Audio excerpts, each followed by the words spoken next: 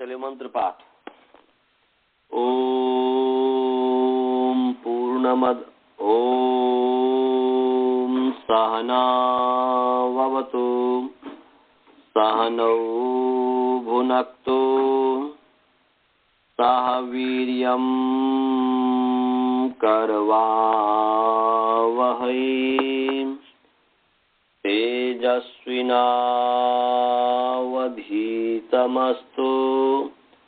मा विद्विषावहै।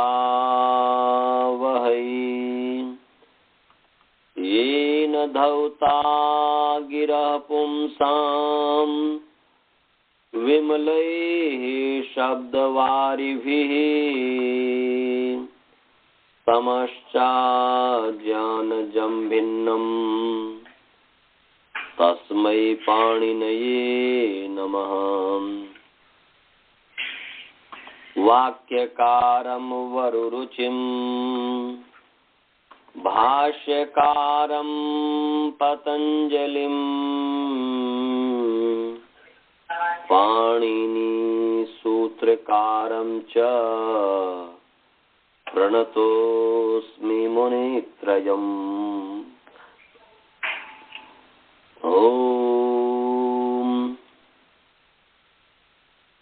शांति शांति शांति।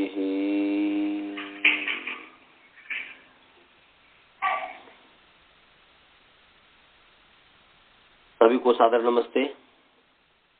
आइए आप सभी का प्रथमावृत्ति पाठ में स्वागत है। ईश्वर की कृपा से हम जो है संबुद्धो साकल्य से ताबनार से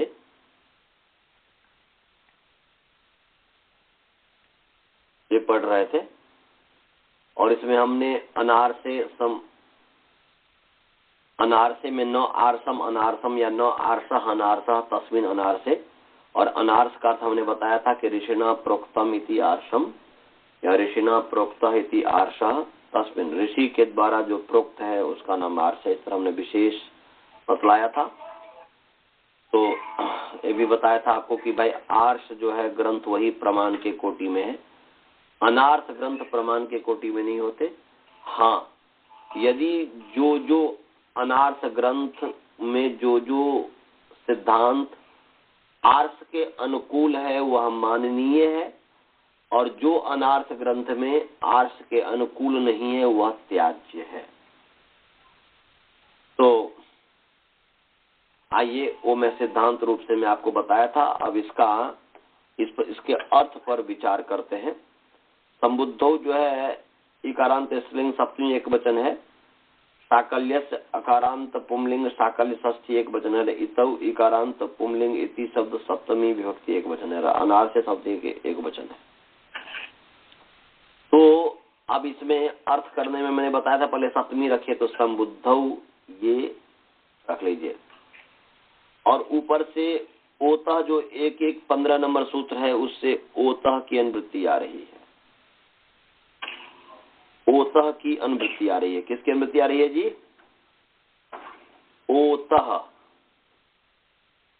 ओतः की अनुवृत्ति आ रही है। किसकी आ रही है बोलिए? ओतः की अनुवृत्ति आ रही है। समझ में आ रहा है? सुन रहे हो श्रवण जी, बालबो जी सुनाई दे रहा है? सभी सुन रहे हो कि अकेले सुन रहे हो? पहले स्पीकर में नहीं लगा था?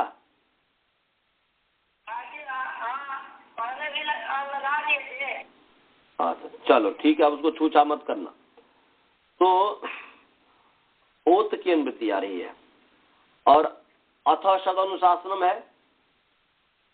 अथ शब्द अनुशासनम तो पूरे सूत्र मैंने पूरे अष्टाध्याय में उसका अधिकार है। अथ शब्द अनुशासनम की जो है अब शब्दानुशासन प्रारंभ कर रहे हैं, शब्द शास्त्र को प्रारंभ कर रहे हैं, तो इसलिए शब्द की अनुवृत्ति तो सब जगह है। तो शब्द की अनुवृत्ति सब जगह होने से शब्द विशेष हो जाएगा और ओत विशेषण हो जाएगा। तो विशेषण होने से क्या हो जाएगा जी? विशेषण तदंत, इसलिए हो जाएगा ओदंतः शब्दः। संबुद्धौ ओदंतः शब्दः प्रगृह्य संजो भवति। क्या अर्थ हो गया जी?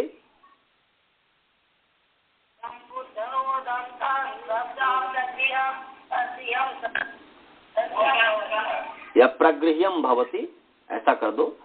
संबुद्धौ ओदंतः शब्दः प्रगृह्यम भवति। क्या अर्थ बन गया जी? बोलो।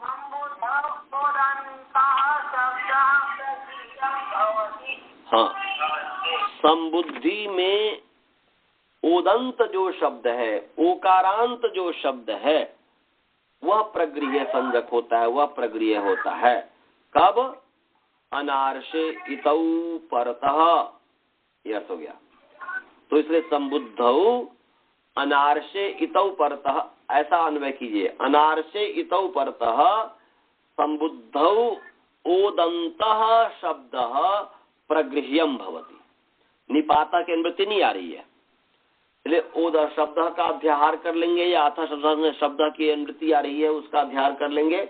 और जगह अनार्षे इतौ परतः संबुद्धौ ओदंतः शब्दः प्रगृह्यम भवति या प्रगृह्य संजह भवति। सभी ने लिख लिया अर्थ? क्या अर्थ मैंने किया वसुधा जी?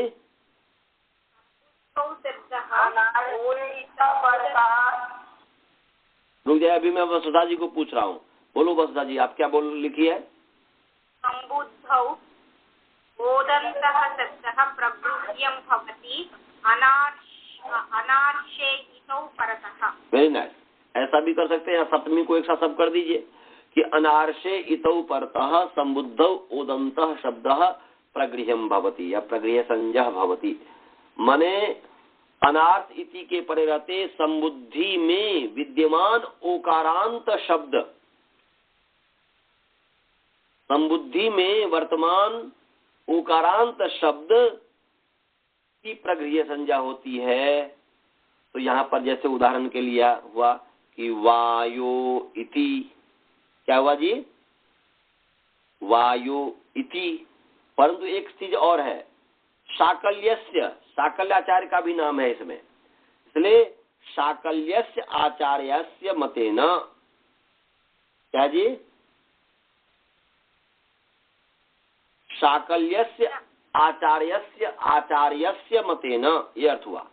अब पूरा अर्थ इसका ये हो गया, अनार्षे इतौ परतः संबुद्धौ ओदन्तः शब्दः प्रगृह्य संजह भवति या प्रगृह्यम भवति अनार्षे इतौ परतः शाकल्यस्य आचार्यस्य मतेन। ये पूरा अर्थ हो गया। अब कि शाकल्यस्य आचार्यस्य माने शाकल्य आचार्य के मत में, इसका मतलब है कि अन्य के मत में नहीं, अन्य शाम आचार्य मतेन न भविष्यति। ये इसका मतलब हुआ कि एक वैयाकरण हुए हैं, सबसे पहला नाम इन्होंने शाकल्य का दिया है। बहुत सारे महर्षि पाणिनि से बहुत सारे वैयाकरण पहले हो गए, उनमें से एक वैयाकरण हुए जिसका नाम था शाकल्य, महर्षि शाकल्य, आचार्य शाकल्य। तो शाकल्य जो ऋषि हैं, शाकल्य जो आचार्य हैं, वह शाकल्य आचार्य के मत में प्रगृह्य संज्ञा है, तो मतलब अन्य के मत में नहीं है। इसका मतलब दो दो बनेगा। शाकल्य के मत में प्रगृह्य संज्ञा तो जैसा का तैसा रहेगा, अन्य के मत में नहीं हुआ तो संधि हो जाएगी। इसका मतलब कि विकल्प से हुआ। इसका मतलब क्या, इसे क्या सिद्ध हुआ जी? विकल्प। तो विकल्प से होगा तो शाकल्याचार्य के मत में जैसे वायु शब्द है, वायु का संबोधन वायो है। वायु का संबोधन क्या होगा? वायु। कैसे होगा अभी आपको सिद्ध करके बताएंगे, अभी सिद्धि करेंगे, परंतु अभी तो इतना समझ लीजिए कि वायु जो है, वायु का संबोधन हम आप लोग को याद होगा ही कि वायो, जैसे गुरु का गुरो, हे गुरो, ऐसे हे वायो। तो वायो, ये बताओ, ये ओकारांत शब्द है कि नहीं? वायो यहाँ पर संबुद्धि में ओकारांत शब्द है कि नहीं जी? है सर, है। तो और तो ओकारांत शब्द हो गया। तो वायु के बाद है इति, तो वायो इति, तो इति ये माने अवैदिक है, वैदिक नहीं है, माने लौकिक है। लोक व्यवहार में इति, वायो इति, भानो इति, अध्वर्यो इति स्वरूप को बताना चाह रहा है। तो ये लौकिक है, माने अवैदिक है, ऋषियों के द्वारा प्रोक्त नहीं है, ये हम लोगों के द्वारा प्रोक्त है। तो अनार्स इति परे है, वायो के बाद इति, तो वायो इति, तो यहाँ पर साकलाचार्य के मत में यहाँ पर एच प्राप्त है वो नहीं होगा, और ऐसा कैसा ही रहेगा, प्लुत प्रगतिनित्यम से प्रकृति भाव हो जाएगा। और अन्य के मत में एच लग जाएगा तो ओ को अब हो गया, तो हो गया वायविति, वायव इति अचिन्हम प्रसंजम वायविति हो जाएगा। ऐसे ही भानो इति, साकलाचार्य के मत में भानो इति ऐसा होगा, क्योंकि जो है ये अनार्स इति परे है, माने अवैदिक इति परे है, तो समुद्धि में ओकारांत शब्द है भानो, तो उसकी जो है प्रगृह संज्ञा होगी। प्रगृह संज्ञा होने से प्लुत प्रगृह नित्यम से प्रकृति भाव हो गया और भानो इति ही रहा। और जब अन्य आचार्यों के मत में जो है पाणिनि इत्यादि जो अन्य आचार्य, उससे पहले भी अन्य आचार्य माने साकल्य से भिन्न जितने भी आचार्य हैं, उन सब के मत में जो है संधि हो जाएगी, तो फिर भानविति बन जाएगा।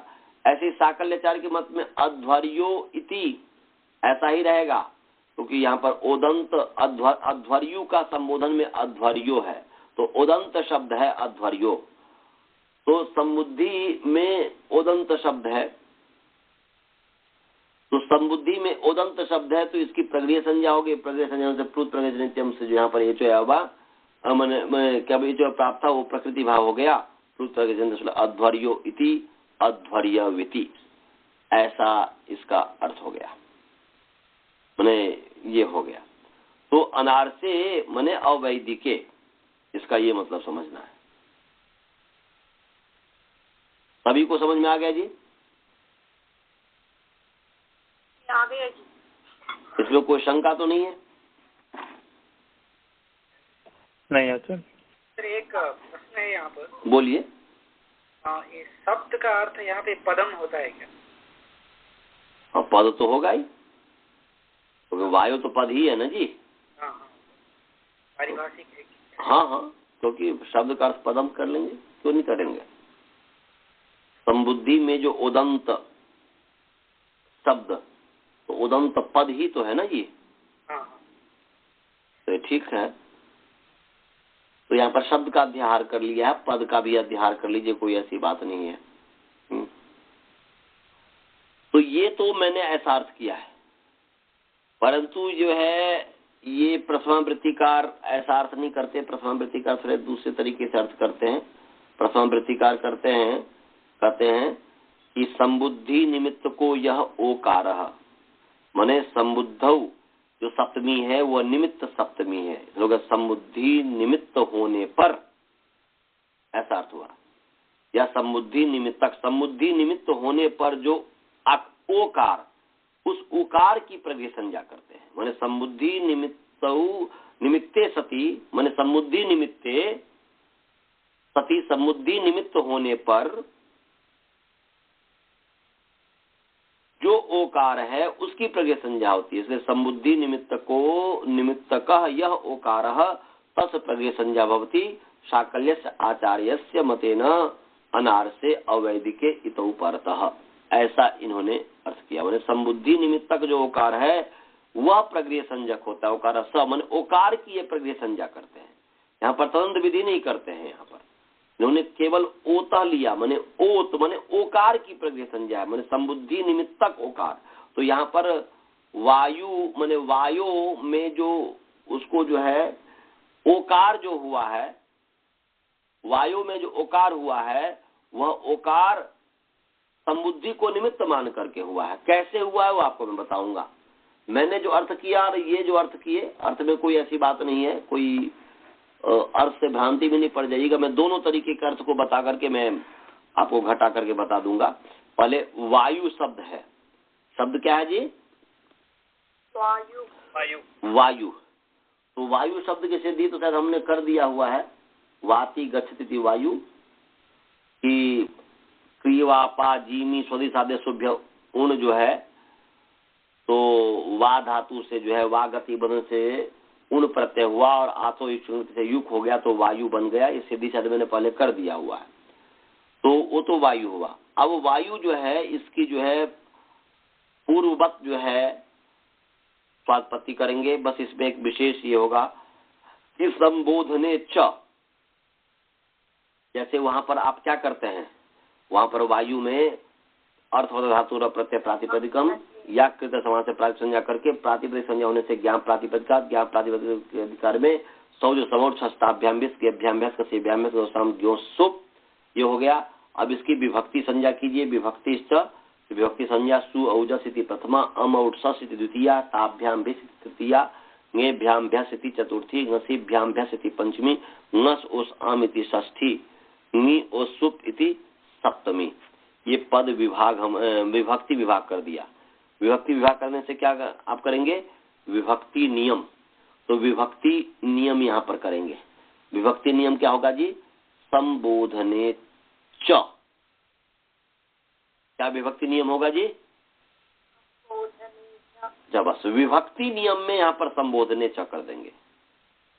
संबोधने च, अब संबोधने च का क्या अर्थ है अभी आपको मैं बताऊंगा, परंतु ये पूरा ये कर दूं तो विभक्ति विभाग विभक्ति नियम और अब वचन विभाग वचन नियम। तो अब विभक्ति विभाग कर दिया, विभक्ति नियम भी कर दिया कि भाई संबोधने प्रथमा भवति। माने सुऔजस इति प्रथमा है, सुऔजस इति संबोधनम, संबोधन भी है, ऐसा भी कर दीजिए। संबोधन में भी होती है प्रथमा विभक्ति, तो ये संबोधन। तो यहाँ पर जो है अब विभक्ति विभाग जो किया, विभक्ति विभाग करने के बाद विभक्ति नियम जो करेंगे संबोधने च, विभक्ति नियम कर लिया, उसके पश्चात फिर जो है वचन विभाग वचन नियम। तो वचन विभाग कीजिए, क्या हो जाएगा, सुपह से सुपस, सुप के एक वचन द्विवचन बहुवचन संज्ञा होती है। और विभक्ति नियम हो क्या हो गया, वचन नियम क्या हो गया, वचन नियम हो गया मतलब द्वे कर द्विवचन वचने। तो यहाँ पर द्वितीय व्यक्ति द्विवचन में कत्व व्यक्ति भी एक वचनम, तो एक वचन। तो यहाँ पर वायु के आगे सु आ गया। तो संबोधने च का क्या अर्थ है उसको देख लीजिए, निकाल लीजिए। 2, 3, 47 नंबर सूत्र है, दूसरा अध्याय तीसरा पाद का, दूसरा अध्याय तीसरा पाद का 47 नंबर सूत्र है, निकाल लीजिए। संबोधने च, निकाल लिए।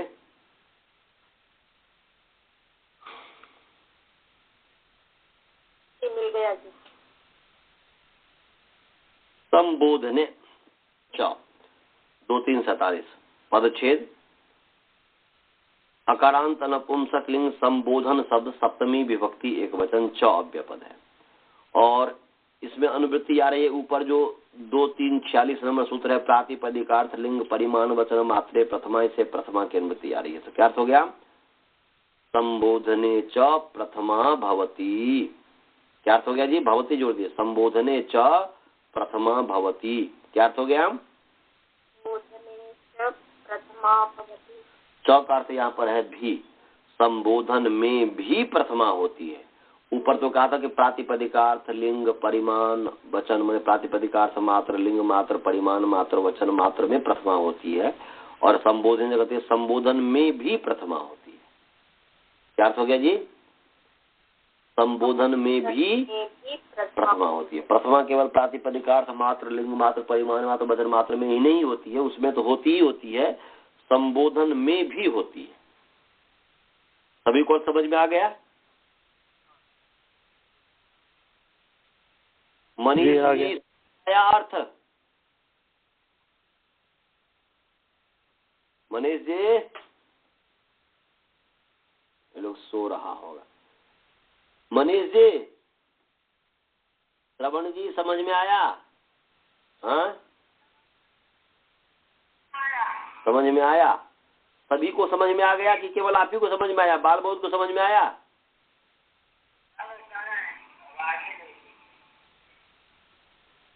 समझ में आया। चलिए, तो बहुत ही सरल अर्थ है कि संबोधने च प्रथमा भवती, संबोधने च प्रथमा विभक्ति भवती, संबोधन में प्रथमा विभक्ति होती है। संबोधन का मतलब कि सम्यक बोधनम, जिसको जो है दूर हो उसको सम्यक संबोधन, हे राम, हे मोहन इत्यादि संबोधन है। तो संबोधन में प्रथमा विभक्ति होती है, तो यहाँ पर जो है प्रथमा विभक्ति हो गई वायुसु। क्या बन गया जी? वायुसु। अब इसका अनुबंध लोप कर देंगे तो हो जाएगा वायुस। वायुस बन गया, वायुस सहलंत। स्व को मान करके वायु की अंग संज्ञा है, अंग संज्ञा होने से अंगस्य का अधिकार चला, और उस अंगस्य के अधिकार में जो है ह्रस्वस्य गुण, इससे गुण हो गया। तो निकाल लीजिए, ह्रस्वस्य गुण निकालिए जी। 7-3-108 नंबर सूत्र है, सप्तम अध्याय तीसरा पाद का 108 नंबर सूत्र है। सप्तम अध्याय तीसरा पाद का 108 नंबर सूत्र है, निकाल लीजिए।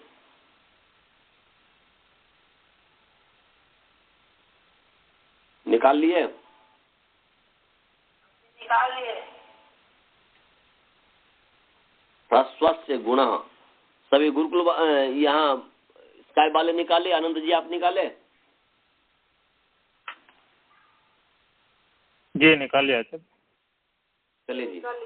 ह्रस्वस्य गुण, ह्रस्वस्य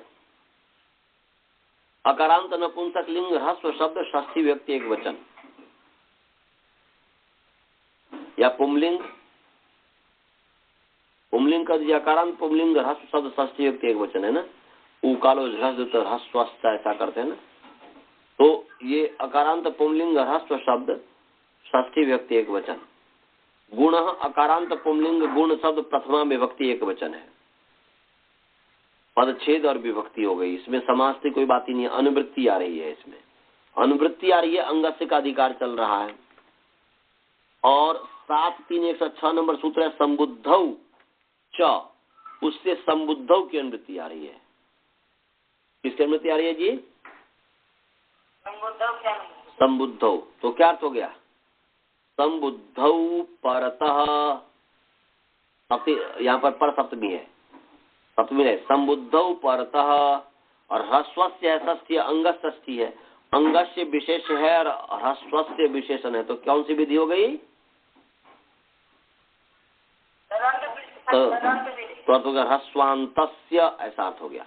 संबुद्धौ परतः ह्रस्वांतस्य अंगस्य,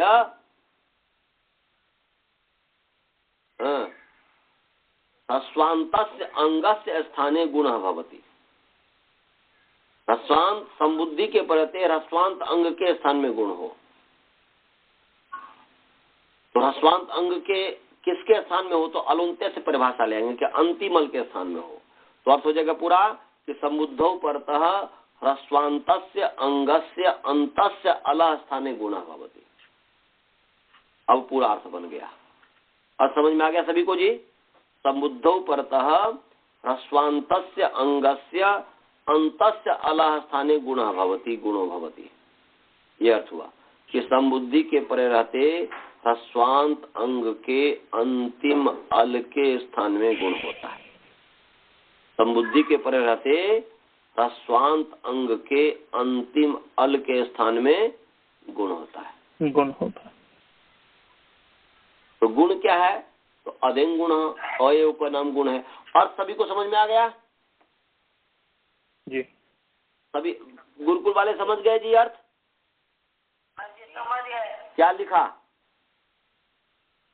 संबुद्धौ परतः ह्रस्वान्तस्य अंगस्य अंतस्य अलः स्थाने गुणो भवति। वेरी नाइस, बहुत सुंदर, धन्यवाद, बहुत अच्छा अर्थ आपने लिखा।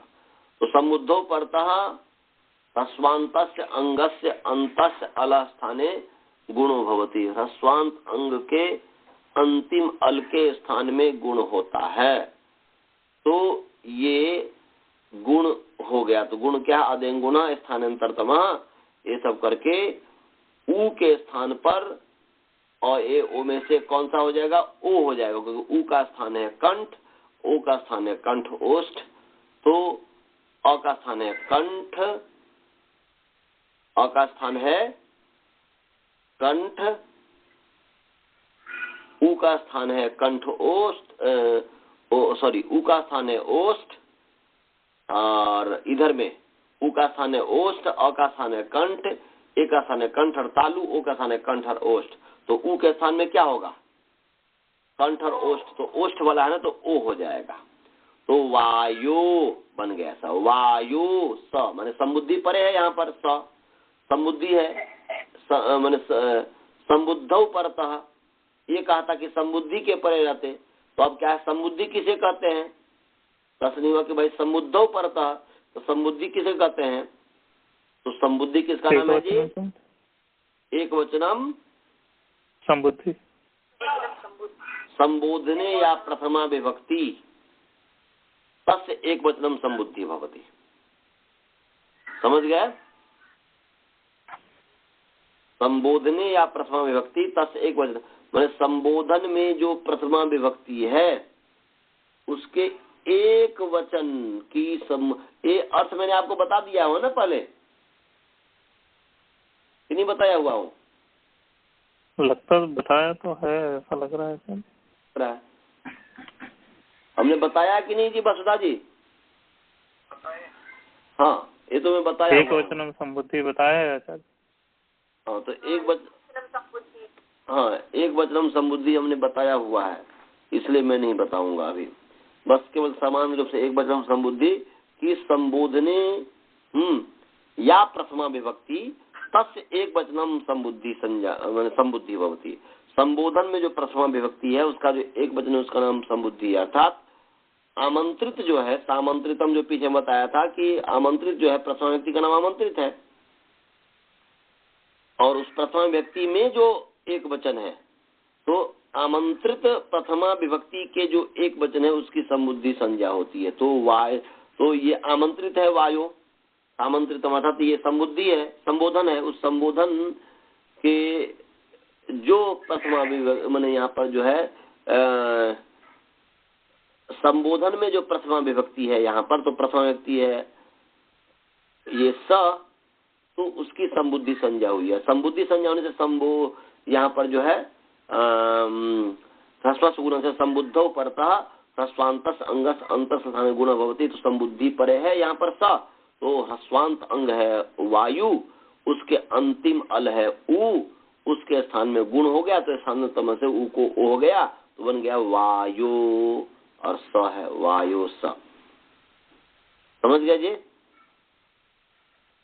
वायु स क्या स्थिति हो गई? वायु वायु, हाँ वायु स, ये स्थिति हो गई। तो वायु स। अब इस स्थिति में एक सूत्र है एंग ह्रस्वात् संबुद्धे। क्या सूत्र है जी?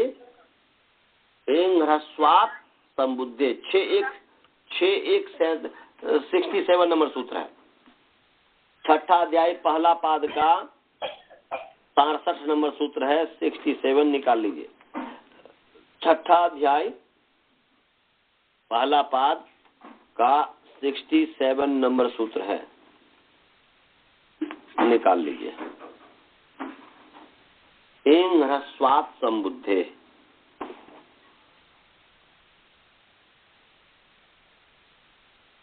समझ गए? एंग ह्रस्वात् संबुद्धे निकाल लिए सभी? निकाल। इधर में निकाले कि नहीं? आप लोग निकाल लिए जी? बसदा जी आप निकाले? निकाल लिया जी। हाँ, तो एंग ह्रस्वात् संबुद्धे।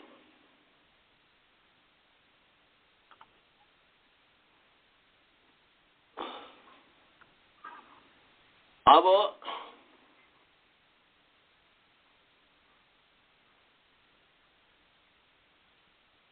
यहां पर एंग ह्रस्वात् संबुद्धे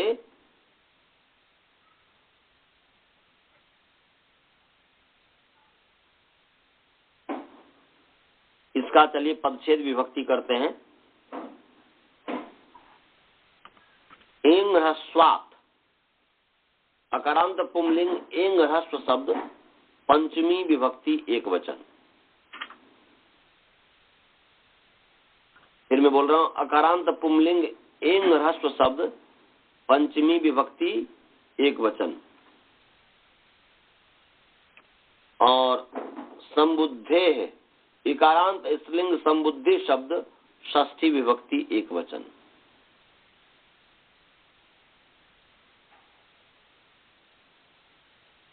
पदच्छेद और विभक्ति हो गई। अब समास, एंग च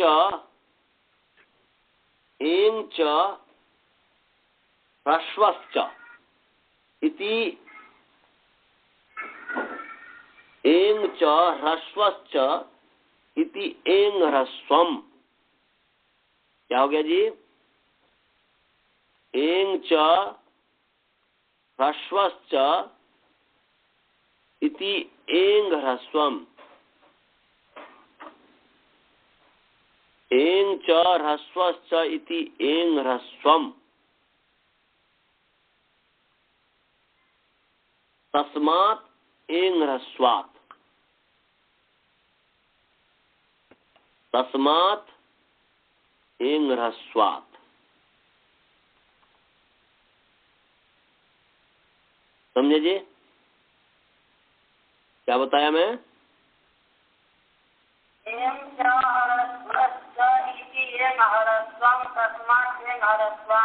वेरी नाइस। अब जो है ऊपर से पद समास हमने कर लिया और इसमें और कोई समास नहीं है।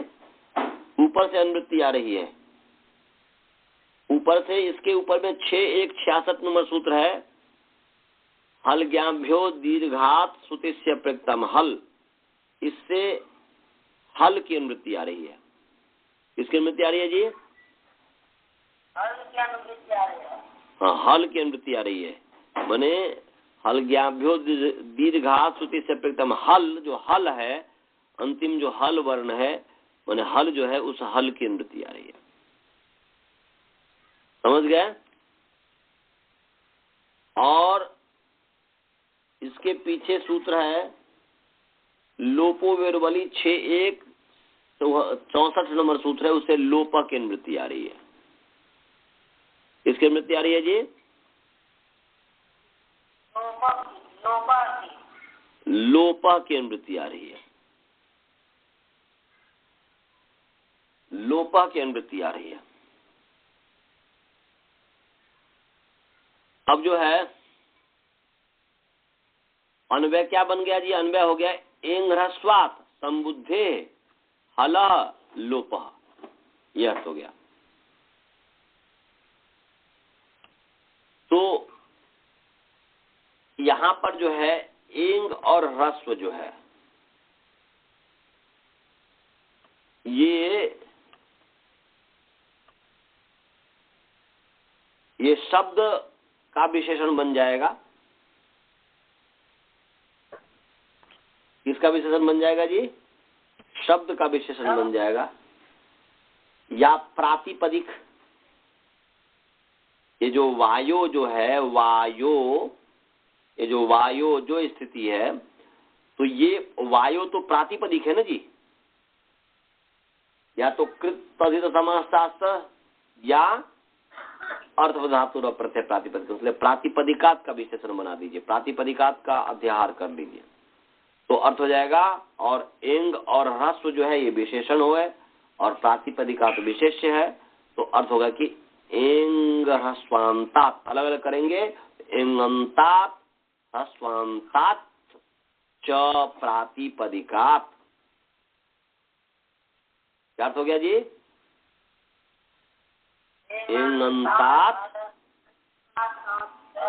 एंगंतात। अब इसमें जो है यहां पर जो है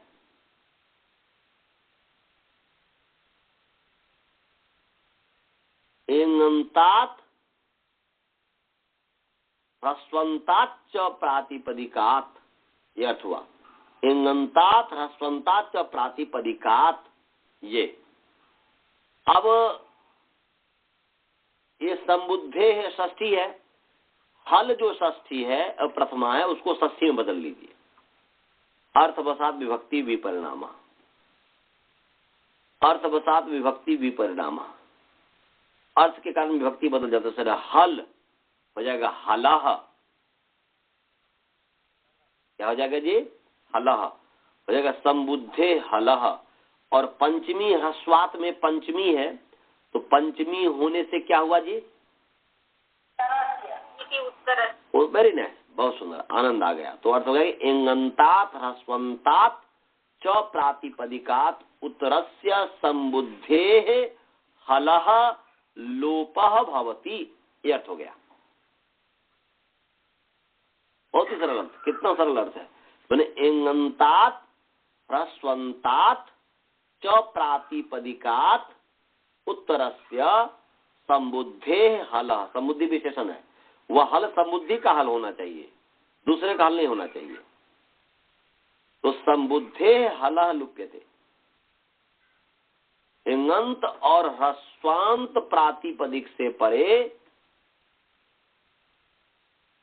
या उत्तर संबुद्धि हल का लोप होता है, संबुद्धि संजक हल वर्ण का लोप होता है। समझे जी? एंगंत और ह्रस्वांत प्रातिपदिक से उत्तर संबुद्धि संजक जो हल है उसका लोप होता है। यदि संबुद्धि संजक हल नहीं होगा तो नहीं होगा। तो या ऐसा भी अर्थ कर सकते हैं कि एंगंतात ह्रस्वंतात च परे हल लुप्यते, माने पर हल लुप्यते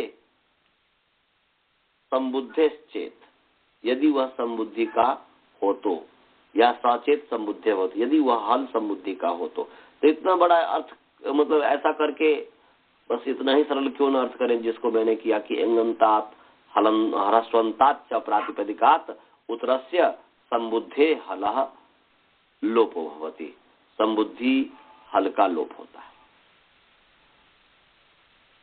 समझ गया जी? कि संबुद्धि हल का लोप होता है। तो यहाँ पर देख लीजिए आप, यहाँ पर क्या है? वायो, बताइए ये एंगंत प्रातिपदिक है कि नहीं? एंगंत माने ए और ओ, तो एंगंत वायो एंगंत प्रातिपदिक है कि नहीं? तो एंगंत प्रातिपदिक है वायो, और उससे परे ये जो जो हल है ये संबुद्धि का हल है कि नहीं? संबुद्धि का, क्योंकि एक वचनम संबुद्धि, संबोधन में जो प्रथमा व्यक्ति है, आमंत्रित जो प्रथमा विभक्ति है उसकी संबुद्धि संज्ञा है, तो स की संबुद्धि संज्ञा है। तो यहाँ पर एंगंत प्रातिपदिक जो वायो है उससे परे ये संबुद्धि का हल है, इसका लोप हो गया, इसका लोप हो गया। संबुद्धि क्या है? तो एक वचनम संबुद्धि, एक वचन की जो है संबुद्धि संज्ञा है। तो यहाँ पर सौ का लोप हो गया, तो बन गया वायो। क्या हुआ जी? वायो, सौ हट गया, वायो। सभी को इतना समझ में आ गया? कोई शंका तो नहीं है? नहीं जी, आ गया जी। हाँ, वायो। अब जो है वायु के बाद जो है इति पद ले आइए। अब यहाँ पर एचो यवायावह प्राप्त है, तो यहाँ पर करें कि संबुद्धौ शाकल्य सेतावनारसे, मने संबुद्धौ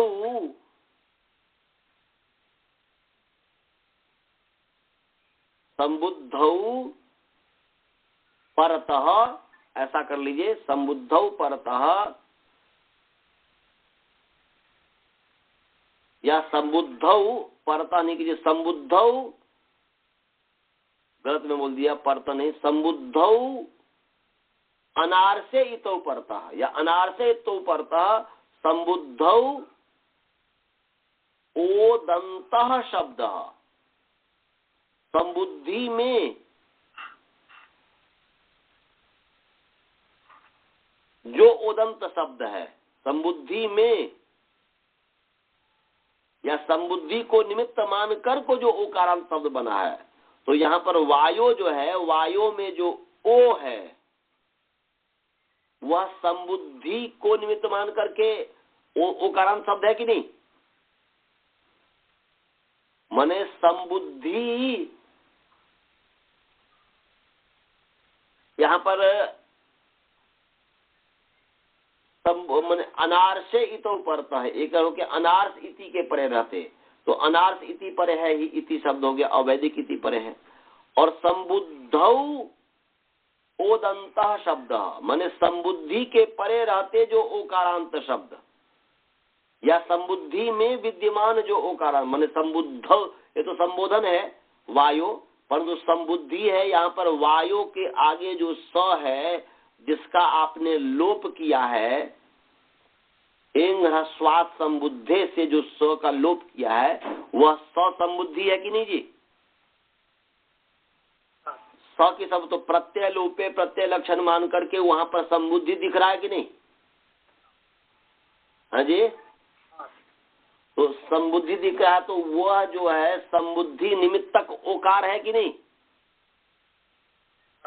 ओकार जो है वायु में जो ओकार है वह संबुद्धि को निमित्त मान करके ही तो हुआ ना जी। संबुद्धि के परे रहते ही आपने ह्रस्व गुण का क्या अर्थ किया था कि संबुद्धौ परतः ह्रस्वांतस्य अंगस्य अंतस्य अलसन गुण स्यात्, यह सबने किया था ना जी। तो संबुद्धि परे रहते तो संबुद्धि सपरे था, तो यहाँ पर वायु के आगे प्रत्यय लोपे प्रत्यय लक्षण मान करके वहां पर संबुद्धि परे मिला कि नहीं? तो संबुद्धि के परे रहते जो ओकारांत शब्द है, संबुद्धि के परे रहते या संबुद्धि के परे रहते जो ओकारांत शब्द है, तो यहाँ पर संबुद्धि के परे रहते वायु ओकारांत शब्द है कि नहीं? क्योंकि यहाँ पर स जो संबुद्धि है उसके परे रहते ही आपने जो है को जो है ह्रस्वांत अंग के अंतिम अल के स्थान पर आपने गुण किया है, ह्रस्वांत अंग को गुण किया है, तो ह्रस्वांत अंग के अंतिम अल के स्थान पर गुण किया है, तो ये ओकारांत शब्द है कि नहीं वायु? तो संबुद्धि के परे तो ओकारांत शब्द है, उसकी प्रगृह संज्ञा हो गई। मैंने साकल्य से संबुद्धौ साकल्य से अभ्यास का अर्थ मैंने किया कि संबुद्धौ परतः या संबुद्धौ परतः ही अर्थ होगा, संबुद्धौ परतः अनार्से इतौ परतः, दो बार परता परता आ गया, इसीलिए जो है मैं संबुद्धौ में परता नहीं कहा था कि अनार्से इतौ परतः संबुद्धौ ओदंत निपाता, मैंने समुद्धि के परे रहते ओकारांत निपात मेरे गलत निकल गया, और समुद्धि के प्रति ओकारांत जो शब्द है उसकी प्रगृह संज्ञा होती है, और प्रगृह संज्ञा होने से पूर्व प्रगृह से प्रकृतिभा हो गया शाकराचार्य के मत में। तो यहाँ पर एचो यवायवा नहीं लगा, ये मैंने अर्थ किया उसमें मन उसी तरीके से कि संबुद्धौ मैंने संबुद्धौ को सप्तमी को मैंने सप्तमी ही रहने दिया है, सप्तमी को सप्तमी रहने दिया है, और उसको निमित्त सप्तमी मान लीजिए या पर सप्तमी मान लीजिए कि उनको उन्होंने प्रथमा में बदल दिया, बस इतना ही अर्थ है और कुछ नहीं है। वहां पर प्रथमा वृत्तिकार ने कहा कि संबुद्धि निमित्त को ओकार, मैंने संबुद्धि को निमित्त मान करके जो ओकार, तो यहाँ पर वायु में जो ओ है उस ओकार संबुद्धि को निमित्त मान करके ओकार हुआ है, संबुद्धि निमित्तक ओकार है, तो उस ओकार की प्रगृह संज्ञा करता है, और प्रगृह संज्ञा होने से पूर्व प्रगृह। मैं जो कर रहा हूं संबुद्धि को निमित्त मान करके जो ओकारांत शब्द, क्योंकि समुद्धि को निमित्त मान करके जो ओकार हुआ, ओकार अंतावयव है जिसके हुआ ओकारांत वायु शब्द, मैंने वायु शब्द हो गया।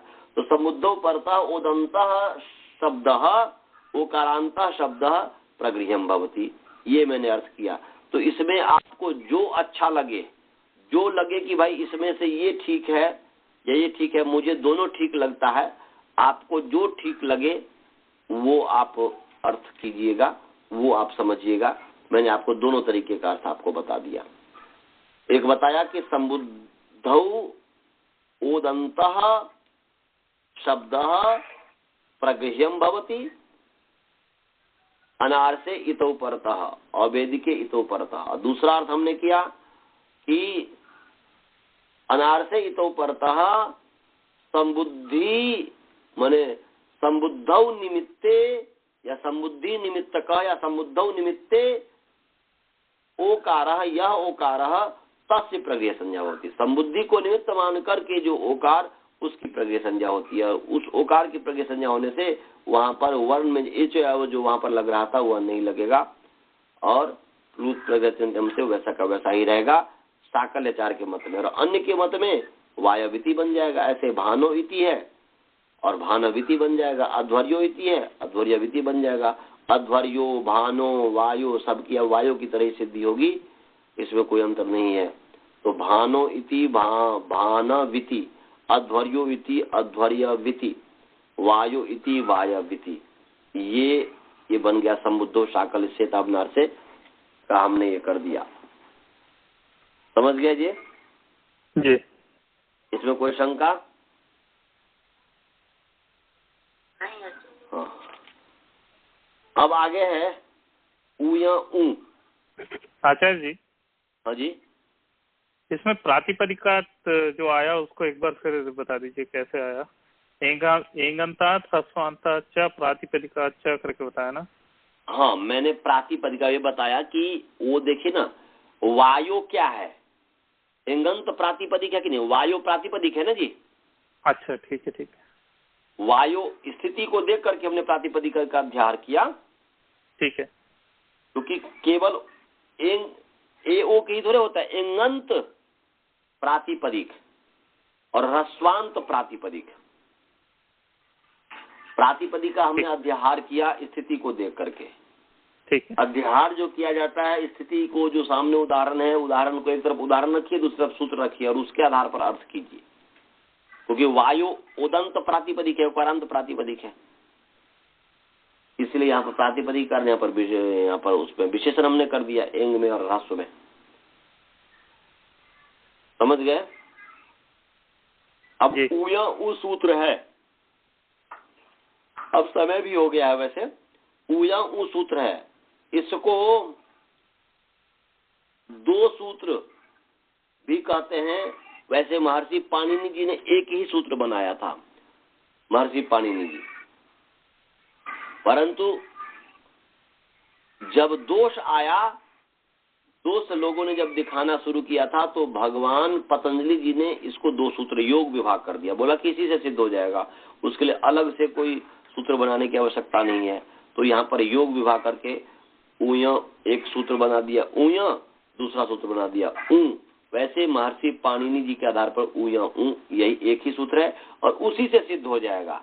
और वो उनको पता था भगवान पाणिनि जी को, ये तो उनके जो विरोधी दल थे, विरोधी लोगों ने ऐसा दोष निकाला था, तो फिर जो है उनका जो है समाधान महर्षि पतंजलि जी ने, भगवान पतंजलि जी ने ऐसा किया। तो इस पर हम जो है कल विचारेंगे। इसका एक नया ही सूत्र हो गया। अब समय नहीं है, समय रहता 15 मिनट तो इस पर हम पूरा अर्थ कर देते, परंतु अभी नहीं करेंगे। कोई यदि पिछले में प्रश्न हो तो पूछिए, नहीं तो मंत्र पाठ करते हैं। हाँ?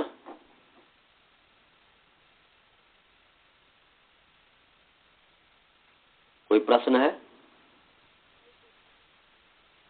तो मंत्र पाठ करूं जी? मंत्र पाठ।